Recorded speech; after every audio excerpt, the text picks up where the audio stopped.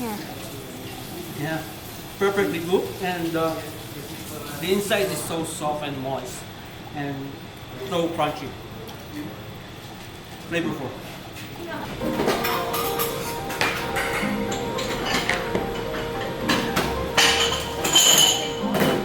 Beer batter first because we want to get it nice and relaxed. We're going to put it in the fridge.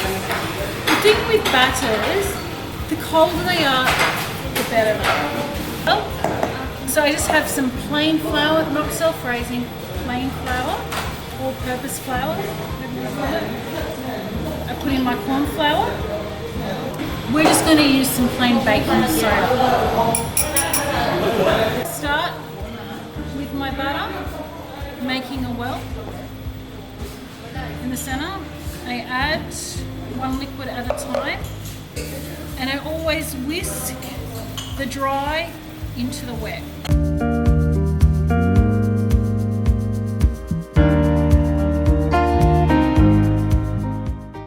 We're also looking for consistency. We want it to just coat, not too heavy, but not too thin either. To taste, I always just salt, and only salt my butter.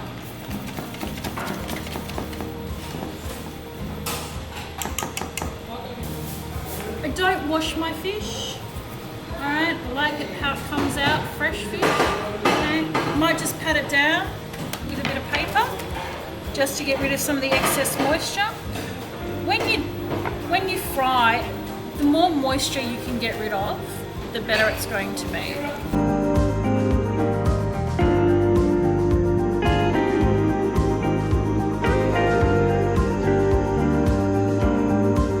You'll also notice with your fish fillets, you have a fairly thick part and a fairly thin part. This thick part sits at the top of the fish. So if you think about your fish being round, this is from a round fish. This is the top part, and this is where the belly lies. Okay, so I always, as a matter of course, when I'm dealing with my fish and chips, when I notice that this bit is rather a lot thinner than this, I'll even split it, purely and utterly because of cooking times. This thicker bit is going to take longer to cook than that thinner bit. So the flour I'm using again is a corn flour, plain flour mix. This one's a bit different though than our batter. This has a lot more cornstarch in it because I want that cornstarch, or I want that starch to absorb as much of the moisture on the outside of that fish so it doesn't seep into the batter, so I get that really nice crispy batter. I always season my flour, alright, quite heavily. Alright, it's easier to season your flour than it is to season your fish. So just salt, pepper, you can use white pepper, you can use pre-ground pepper. At this stage it really doesn't matter. So I always set my fries for fish and chips about 175, 180. It is important not to go beyond that temperature. Anything too high and you'll end up with burnt batter and raw fish in the middle. So 175, between 170 and 180, depending on your fries that you're using, is the perfect temperature for battering fish. So it's as simple as tossing our fish in flour. I always start with those thicker bits that we had before, because they'll take longest. So just pop them into your seasoned flour, coat them nicely, and put them into our batter. Okay. When we do it in our batter, make sure that they coat really well and allow some batter to remain on your fingers.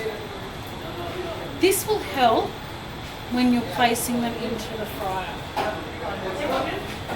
So with that batter on our fingers, what I like to do, I put one half of the fish in and hold it. When I see the bottom of that fish floating, I gently let it and drop it back. Allowing that bottom half of the batter to cook a little bit will ensure that our fish doesn't sink to the bottom of our fryer, and therefore it's not going to get stuck at the bottom of our fryer. So same with the other one. Having the extra little bit of protection of the batter on our fingers also just means that if our fingers accidentally touch the oil, we're less likely to burn ourselves. So again, just hold it in. You'll see it floating, and then just gently let it go.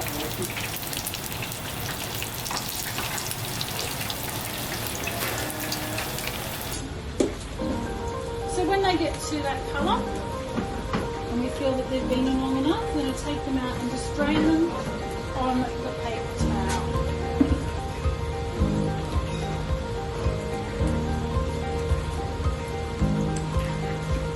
You can see, you can feel them, that they're nice and crispy.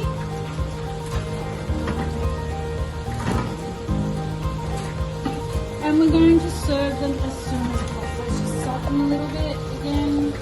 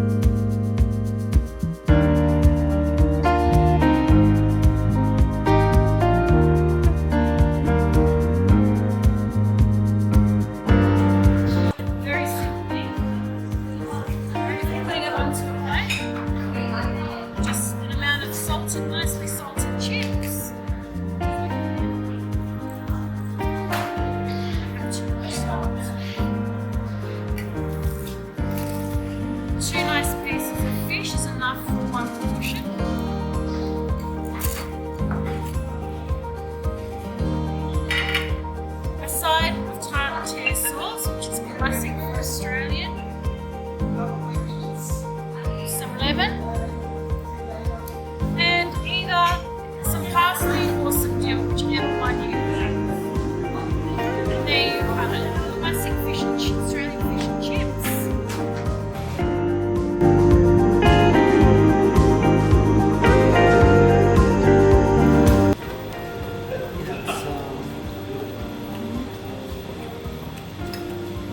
How is it? It's good. It's nice. Perfectly cooked.